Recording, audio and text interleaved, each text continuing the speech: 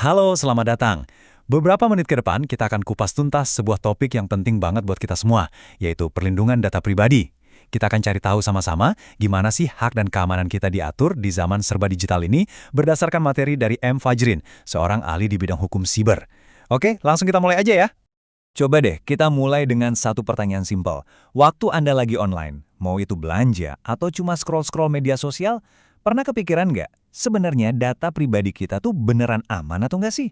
Nah, gambar ini kayaknya mewakili banget ya kekhawatiran kita semua. Jangan-jangan data kita bisa diintip atau bahkan dicuri tanpa kita sadar. Dan ini tuh bukan cuma ketakutan biasa loh, ancamannya nyata banget dan terjadi di sekitar kita. Bayangin aja, baru-baru ini ada serangan siber yang sampai melumpuhkan pusat data nasional dan kena imbas ke ratusan lembaga pemerintah. Belum lagi kasus bocornya data di perusahaan transportasi besar milik negara atau jutaan data pengguna platform digital lainnya. Jadi ini bukan masalah sepele, ini darurat. Oke, biar lebih gampang pahamnya, ini dia peta jalan diskusi kita. Kita mulai dari ancamannya, terus kita bahas perisai hukumnya yaitu UU PDP, lanjut ke hak-hak yang kita punya, kewajiban para pengelola data, sanksi kalau ada yang melanggar, dan kita tutup dengan melihat tantangan ke depan. Nah, dari semua ancaman tadi, pasti kita mikirkan, terus solusinya apa dong? Jawabannya ada di sini, di bagian pertama pembahasan kita, UU PDP atau Undang-Undang Perlindungan Data Pribadi. Anggap aja ini perisai hukum baru kita di era digital. Jadi, perlindungan data di Indonesia tuh sebenarnya ada perjalanannya loh. Kalau kita lihat, semuanya dimulai tahun 2008 dengan UU ITE, yang aturannya masih umum banget. Terus di 2019 ada peraturan pemerintah, yang mulai lebih spesifik. Nah, puncaknya itu di tahun 2022 pas UU PDP akhirnya disahkan. Ini benar-benar jadi penanda era baru perlindungan data yang jauh lebih lengkap dan serius. Dan ini nih yang menarik banget.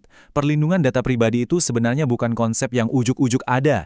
Akarnya itu langsung dari konstitusi kita, UUD 1945. Pasal 28G ayat 1 ini jadi bukti kalau privasi itu adalah hak asasi manusia yang fundamental, yang wajib banget dilindungi oleh negara. Jadi, apa sih sebenarnya data pribadi menurut UU PDP nih? Wah, definisinya ternyata luas banget. Ini bukan cuma soal nama atau nomor telepon Anda ya, tapi setiap data yang bisa nunjukin identitas Anda, mau itu secara langsung atau nggak langsung. UU ini bahkan ngebagi jadi dua, data umum dan data spesifik yang sifatnya lebih sensitif, contohnya sidik jari atau riwayat kesehatan Anda. Oke, sekarang kita udah tahu apa itu data pribadi. Nah, sekarang kita masuk ke bagian yang paling penting buat Anda. UU PDP ini nggak cuma ngelindungin, tapi juga ngasih kita kendali. Ini dia hak-hak Anda sebagai pemilik data. Ini dia kekuatan baru yang sekarang ada di tangan Anda. Anda berhak tahu siapa aja yang pakai data Anda dan buat apa. Kalau ada data yang salah, Anda berhak minta diperbaiki. Anda bahkan bisa minta salinan data Anda. Dan yang paling keren, Anda punya hak untuk dilupakan. Hak buat minta data Anda dihapus. Kalau Anda berubah pikiran soal izin, tinggal tarik aja persetujuan Anda. Mau pindah layanan, Anda juga berhak bawa data Anda. Tentu saja kalau kita punya hak, pasti ada pihak lain yang punya kewajiban. Pertanyaannya, siapa yang secara hukum harus bertanggung jawab menjaga data yang udah kita kasih? Yuk kita bedah siapa aja para penjaga data kita ini. UU PDP ini ngenalin dua pemain utama. Yang pertama, pengendali data. Ini tuh pihak yang nentuin data Anda mau dipakai buat apa. Contohnya ya toko online tempat Anda belanja atau rumah sakit tempat Anda berobat. Yang kedua, ada prosesor data.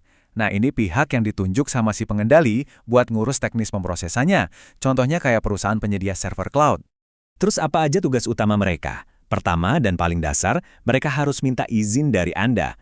Kedua, mereka wajib jagain data Anda biar tetap akurat dan aman. Dan ini yang penting banget.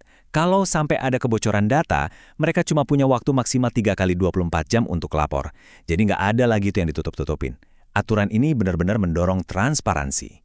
Sebuah aturan tanpa sanksi itu ibarat macan ompong, ya kan? Nah, UU PDP ini beda. Dia dirancang buat punya gigi yang tajam. Yuk kita lihat seberapa serius sih konsekuensinya buat yang berani melanggar. Coba perhatikan angka ini, 2%.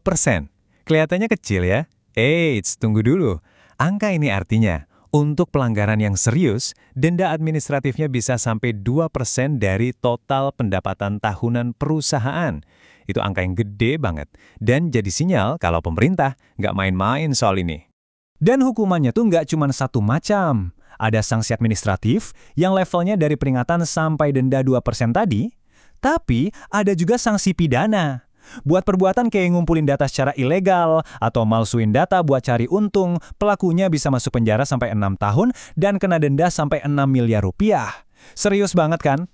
Nah, biar kita punya gambaran, coba deh kita bandingin sama standar dunia. UU PDP kita denda maksimalnya 2% dari pendapatan tahunan. Kalau GDPR di Uni Eropa, yang jadi kiblat banyak negara, dendanya bisa sampai 4% dari omset global. Ini nunjukin kalau Indonesia itu lagi bergerak ke arah standar internasional dalam penegakan hukum data pribadi. Oke, kita udah punya UU PDP yang canggih. Pertanyaannya sekarang, apakah dengan begitu PR kita udah selesai? Ternyata, belum. Ini ngebawa kita ke bagian terakhir, melihat apa aja pekerjaan rumah kita bersama untuk masa depan privasi data. Ini pertanyaan buat kita renungin bareng-bareng. Apakah dengan punya satu undang-undang yang kuat, artinya kita otomatis jadi aman sepenuhnya? Jawabannya ternyata nggak sesimpel itu. Masih ada beberapa tantangan yang harus kita hadapi. Nah, ini dia PR kita bersama. Pemerintah masih perlu ngebentuk otoritas perlindungan data yang independen dan nyelesain belasan aturan turunannya. Perusahaan-perusahaan juga perlu siap secara teknis. Dan yang nggak kalah penting, kita sebagai masyarakat juga harus makin sadar sama hak-hak kita. Semua ini adalah kunci biar undang-undang ini beneran efektif. Jadi, inilah kesimpulan utamanya. UU PDP itu adalah perisai hukum yang kita butuhin, sebuah alat yang kuat. Tapi, sehebat apapun sebuah perisai, nggak akan ada gunanya kalau yang megang nggak waspada. Pada akhirnya, kesadaran dan kewaspadaan kitalah yang jadi kunci utama buat benar-benar melindungi data pribadi kita. Seluruh pembahasan kita hari ini dirangkum dari berbagai sumber kredibel yang bisa Anda lihat di layar. Semoga penjelasan ini bikin kita semua jadi lebih melek dan waspada dalam menjaga aset kita yang paling berharga di era digital, data pribadi Anda. Sampai jumpa di lain kesempatan.